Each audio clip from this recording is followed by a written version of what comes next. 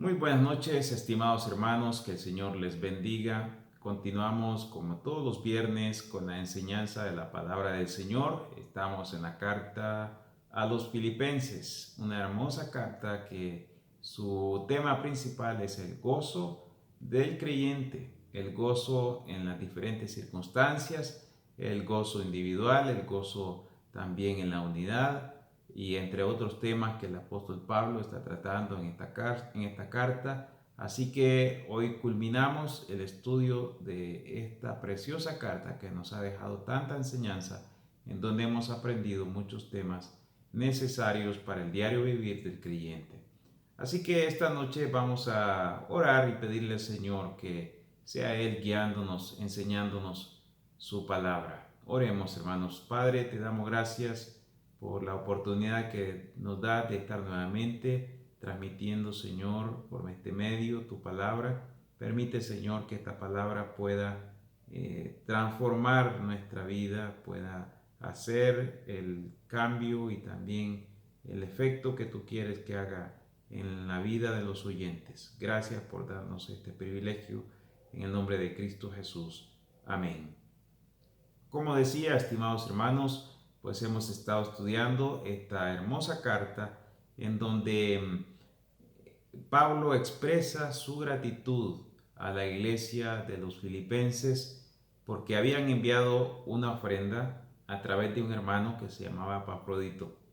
Hemos estudiado esto acerca de que Pablo estaba en la cárcel, ¿verdad? Cuando él escribió esta carta. Y estando en la cárcel, pues la iglesia mandó una ofrenda muy generosa, pero también lo había hecho en varias ocasiones, por lo menos en un par de ocasiones atrás, esta iglesia había ofrendado para el apóstol Pablo, y no solamente para el apóstol Pablo, sino que también la iglesia había ofrendado para los hermanos necesitados en la iglesia de Jerusalén. Usted puede encontrar esa escritura en 2 de Corintios capítulo 8, en donde esta iglesia de Filipos, las iglesias de Macedonia habían enviado pues una ofrenda para los hermanos también de Jerusalén. Pues esto es una iglesia ejemplar para nosotros, ¿verdad? Una iglesia ejemplar en cuanto a la generosidad hacia los santos. Y el apóstol Pablo en ese contexto les escribe entonces allí ese hermoso versículo del 4:19 donde les dice: mi Dios pues suplirá todo lo que os falta conforme a sus riquezas en gloria en Cristo Jesús. Qué hermosa promesa hablando de la generosidad de los filipenses, de que se habían despojado para suplir las necesidades del apóstol Pablo y de otros hermanos. Un ejemplo para nosotros, estimados hermanos, acerca de que debemos ser generosos. No debemos cerrar nuestro corazón con la necesidad de otros hermanos. Recuerde que todo lo que usted tiene, todo lo que usted es, lo que usted posee, es porque el Señor se lo ha dado. Es porque el Señor se lo ha facilitado para que usted sea un buen administrador. Y qué mejor que administrar de manera correcta los bienes que el Señor nos ha dado, proveyendo para que otros tengan lo necesario. Las condiciones de otros hermanos, no solamente en nuestro país, sino en diferentes partes del mundo, muchas veces son precarias. Así que el Señor nos ha permitido tener algunos recursos para que podamos ser generosos con los que padecen necesidad. Y esta iglesia de los filipenses es un ejemplo para nosotros. También esta carta era, o mejor dicho, esta iglesia de Filipenses era una iglesia que entendió el principio de Dios para nosotros, que dando es como recibimos. Así que esta carta es como un agradecimiento por esos cuidados que ellos mostraron hacia Pablo estando en la cárcel. Esa ofrenda, como dije, la enviaron por medio del hermano Epafrodito, a quien Pablo le llama ministrador de mis necesidades. Vemos un hermoso ejemplo aquí de cómo servir a los siervos del Señor, que el Señor ha puesto bajo nuestro cuidado. Así que este hermano, Epafrodito, estudiamos de que durante el viaje enfermó gravemente, a punto de morir.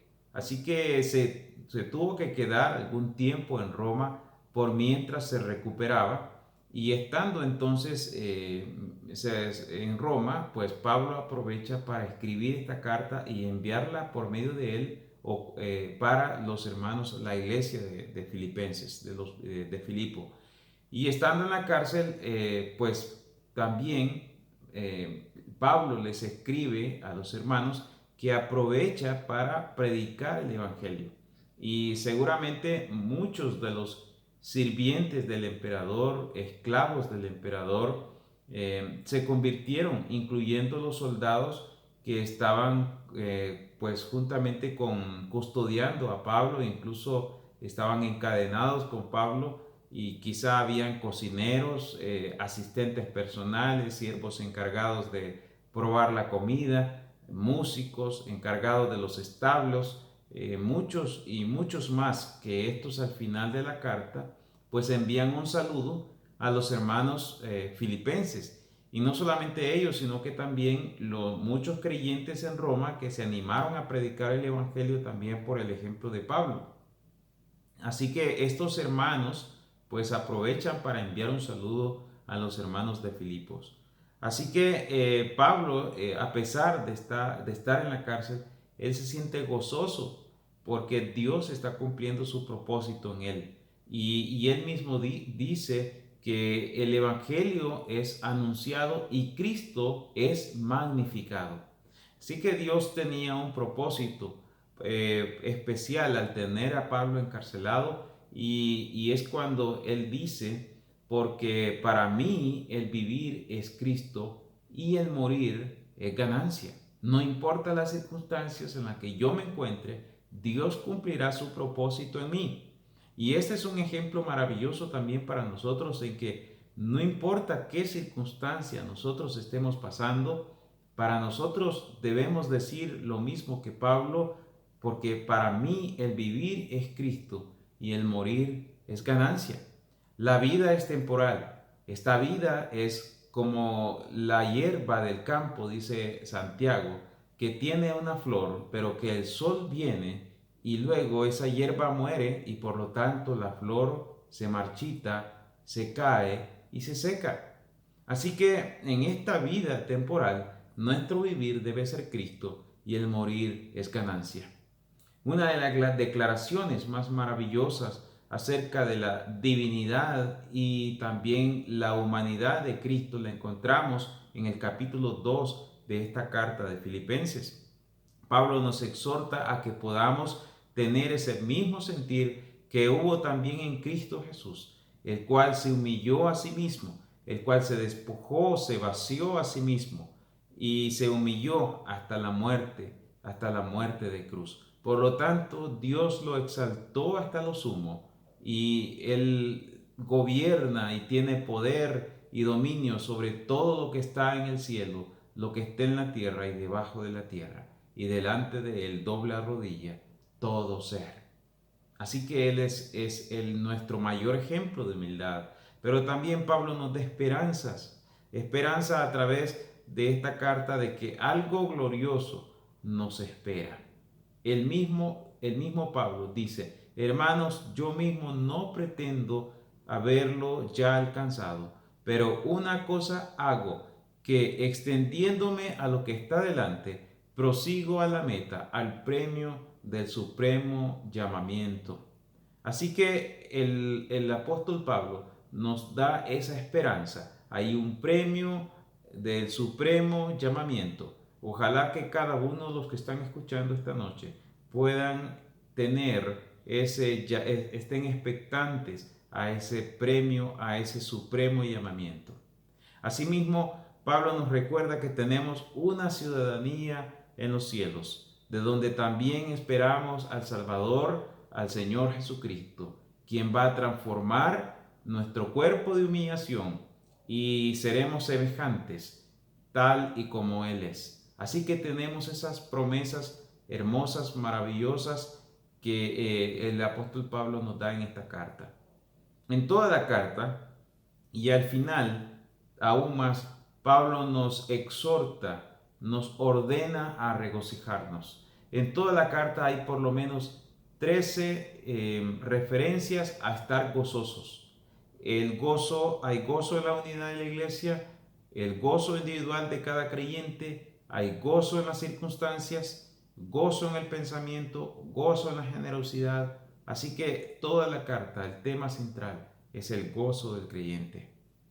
Dios, asimismo, también el resultado de la oración y ruego con acciones de gracias, que el resultado de esa oración es la paz de Dios, es esa paz que sobrepasa toda comprensión humana y paz que es refugio en nuestro corazón y pensamientos y que descansa en Cristo Jesús. Pablo a través de esta carta también nos enseña que la fortaleza en Cristo sostiene en cualquier circunstancia. No importa si estamos en abundancia o estamos en escasez, la clave está en aprender a contentarse. El contentamiento es un hábito que debemos aprender. Así que Pablo nos recuerda ese principio en esta carta. Estemos contentos con lo que tenemos ahora, también dice Hebreos. Así que Pablo nos dice, ¿saben qué? No importa las circunstancias, no importa mi circunstancia, todo lo puedo en Cristo que me fortalece.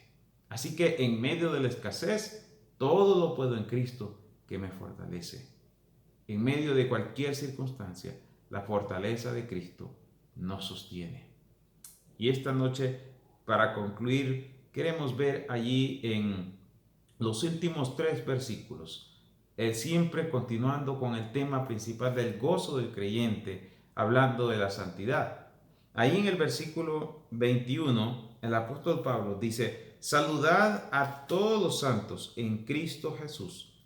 Los hermanos que están conmigo os saludan. Todos los santos os saludan, y especialmente los de la casa de César. La gracia de nuestro Señor Jesucristo sea con todos vosotros. Amén. Aquí pareciera que no hay mucho que profundizar, pero sí hay mucho, muchísimo de hecho. Lo primero que vemos aquí es que la santidad del creyente es una prerrogativa divina. ¿Por qué decimos eso? El apóstol Pablo dice, saludad a todos los santos en Cristo Jesús.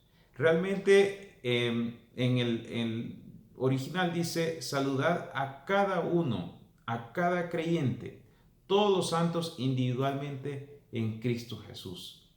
Lo que aquí realmente Pablo nos está diciendo es que todos los creyentes somos santos.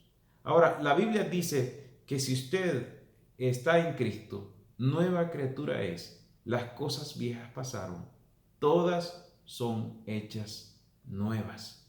Significa entonces que usted es santo. Es santo porque no es por ser una buena persona o porque tenga un buen comportamiento o porque sea muy dadivoso. Usted es santo porque Dios lo ha santificado si usted ha nacido de nuevo. Sin embargo, así como hemos sido santificados, también se nos llama a ser santos, una vida práctica también.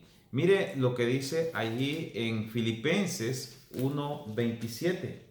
En Filipenses 1:27 dice de esta manera, ahí mismo, esta misma carta, dice el apóstol Pablo, solamente que os comportéis como es digno del Evangelio de Cristo, para que, o sea, que vaya a veros o que esté ausente, oiga de vosotros que estáis firmes en un mismo espíritu, combatiendo unánimes por la fe del Evangelio. Entonces, ¿qué nos dice el apóstol Pablo? Que nos comportemos como es digno del Evangelio, que nos comportemos, que estemos firmes, hablando de que debemos ser santos y se nos llama a ser santos porque Dios es santo. Pero aquí Pablo está hablando justamente de esa santidad posicional. Nosotros somos santos porque Dios nos ha declarado santos en Cristo Jesús. Así que esto la Biblia habla claramente y contradice totalmente aquella doctrina, falsa doctrina del catolicismo, donde ellos tienen la creencia de declarar santos, declarar santo a una persona. Así que, ¿qué se necesita para ser un santo en la Iglesia Católica? Mire lo que ellos dicen. Primero dicen ser un siervo de Dios. Eso significa que en primera instancia el postulador presenta a la Santa Sede un informe sobre la vida y las virtudes de la persona que desean que sea santificada. O sea que hay que presentar entonces una moción allá en el Vaticano para que puedan considerar si una persona es santa o no. También otro requisito es que sea venerable, o sea, digno de adoración. Otro requisito es que sea beato o bienaventurado. No entiendo esto, ni tampoco profundicé en buscarlo porque no me parece relevante, pero bueno. Otro requisito es ser santo, o sea, aquí la idea es, o sea, que provoque milagros después de ser venerable. Y el último requisito es que esté muerto, o sea, que usted, ¿verdad? Para que sea considerado santo, usted debe estar muerto. Bueno, nada más alejado que la verdad de la palabra de Dios. La palabra de Dios dice que usted es santo, yo soy santo. ¿Por qué? Porque Dios me ha declarado santo. Es una prerrogativa divina porque es en Cristo Jesús. O sea, usted y yo somos santos posicionalmente y en nuestro interior porque estamos en Cristo.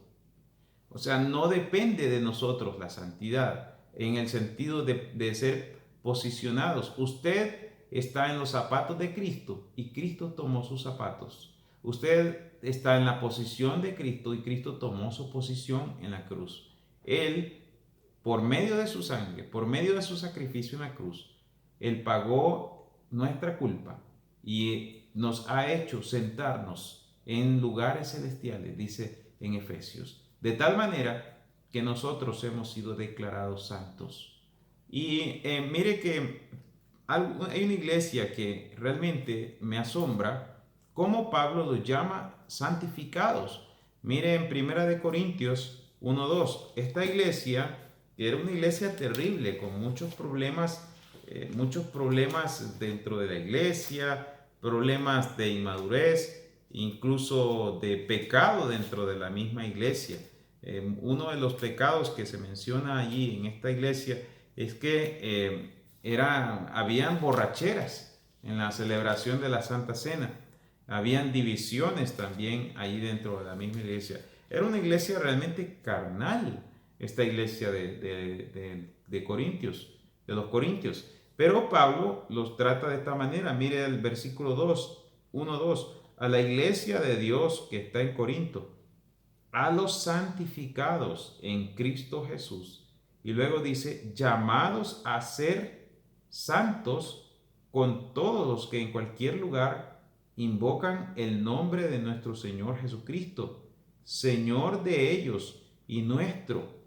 Y vea qué interesante, los llama santificados y les dice llamados a ser santos.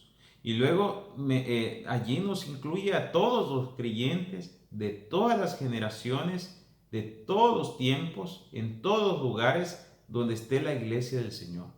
Somos llamados a ser santos, dice, en cualquier lugar, dice, donde se invoque el nombre de nuestro Señor Jesucristo, Señor de ellos y nuestro. Qué hermoso, qué bonito que yo soy santo. Usted, si usted tiene a Cristo, usted es santo. Usted ha sido declarado santo por el Señor. Así que la santidad del creyente, entonces, descansa en la elección divina y en la dádiva de la gracia de Dios. Dios me eligió a mí. ¿Por qué me eligió a mí? No lo sé. Solo sé que Él quiso hacerlo. Él lo hizo por su pura gracia, porque nada había en mí, absolutamente nada bueno en mí, que me hiciera digno de su elección. Y si usted también está en Cristo, Dios lo ha elegido a usted. Y usted usted no tiene nada, absolutamente nada que sea digno, ningún mérito para que Dios lo haya elegido a usted, lo haya elegido en Cristo y lo haya declarado santo. Así que somos santos. La santidad del creyente descansa en la elección divina y en esa gracia, en esa dádiva de la gracia de Dios.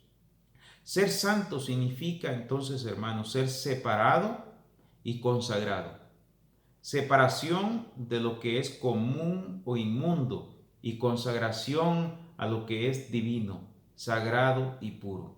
Mire lo que dice Gálatas 6:14. Gálatas